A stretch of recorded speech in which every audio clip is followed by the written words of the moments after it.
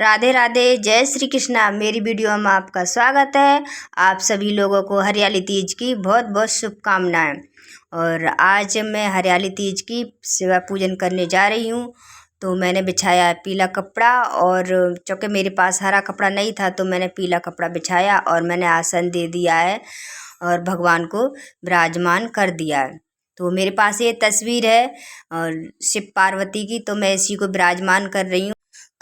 और रोज़ाना मैं मंदिर में जाती हूँ पूजन करने के लिए। मेरे पास शिव जी का मंदिर है, तो मैंने सबसे पहले दीपक जला के और भगवान के पास रख दिया है, और साथ में ही अपने ठाकुर जी को विराजमान कर लिया है। क्योंकि वो नन्हे मुन्ने हैं तो मैं उनको ज़रूर पूजा में बिठाती हूँ और मुझे बहुत अच्छा लगता है। थोड़ी देर उन्हें बिठाऊंगी, भोग लगाऊंगी उनको, फिर मैं उनको झूला झुलाऊंगी।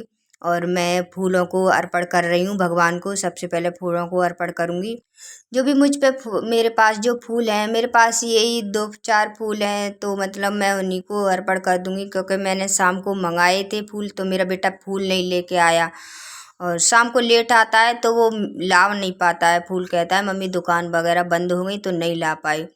तो मैंने भगवान को यही फूल अर्पण कर दी और अपने ठाकुर जी को भोग लगा के मैं ऊपर ही बिठाल दूंगी। क्योंकि नीचे जगह कम थी, तो मैं मंदिर में ही करती हूँ। क्योंकि मेरे पास और कहीं जगह नहीं है ना, और जगह नहीं है तो मैं मंदिर के ही पास करती हूँ। जो भी पूजा भगवान की करती हूँ तो मैं मंदिर के पास ही करती हूँ। तो मैंने ठाकुर जी को ऊपर बिठाल दिया है भोग लगा के, और मैं श्रृंगार की चीज़ उनको अर्पण कर दूँगी। इसमें जो भी श्रृंगार है, चूड़ी है, बिंदी है, चुंदरी है मैया रानी की, और कुछ दक्षिणा भी रख रखी है मैंने।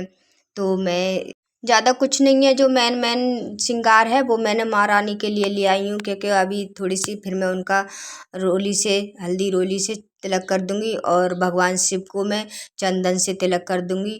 साथ में गणेश जी हैं तो उनका भी साथ में मैंने तिलक कर दिया। उनका पूरा ही परिवार है, तो मैं उनको सबसे पहले गणेश जी को तिलक वगैरह करके और फिर हम भगवान को तिलक कर देंगे। पूरे पूरे परिवार को तिलक करने के बाद में जो भी हमारे पास जो भोग प्रसाद है, केले थे मेरे पास, मैंने केले का भोग लगा दिया है भगवान को।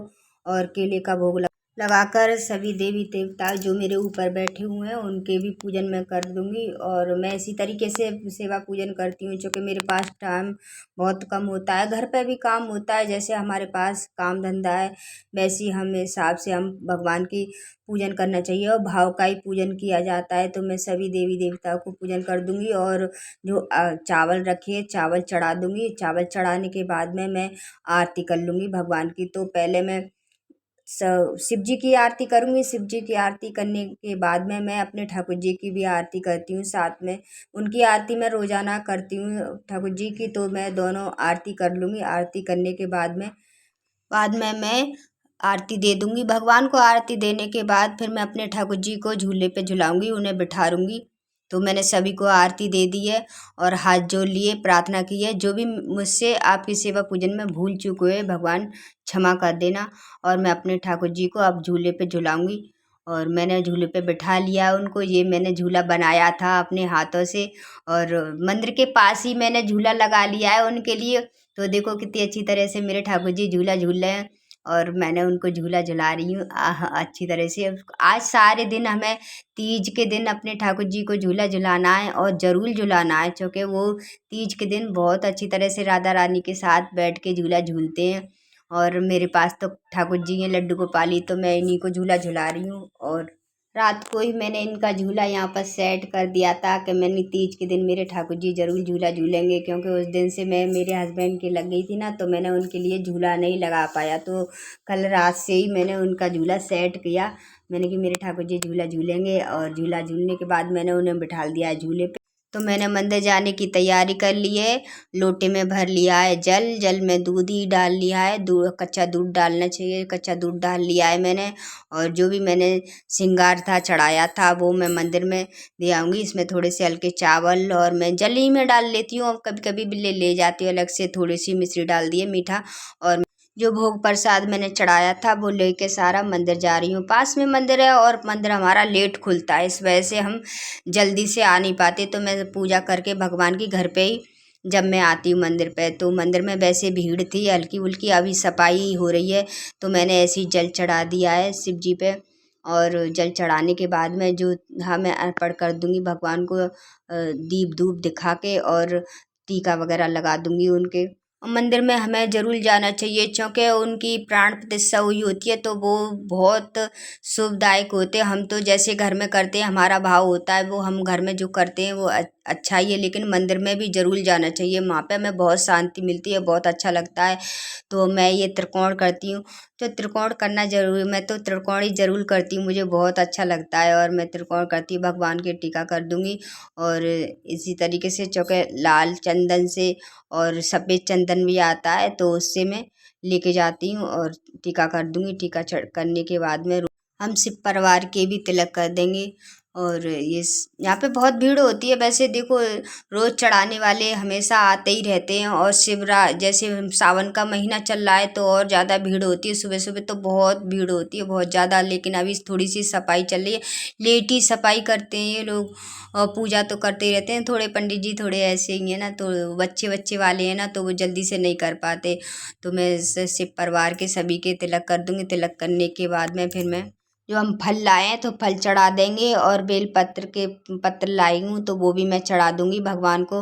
और हल्दी रोली लगा के अपने भगवान को बेलपत्र का पत्र चढ़ाना चाहिए। तो देखो पंडित जी इधर सफाई कर रहे हैं ना, देखो मैं पूजा भी करती जा रही हूँ और उधर भी कर रहे हैं पूजा, और पंडित जी सफाई कर रहे हैं क्योंकि वो बहुत लेट आ पाते हैं, लेट ही, जबकि सावन के महीने में तो जल्दी जल्दी सुबह ही और सफाई वगैरह हो जानी चाहिए।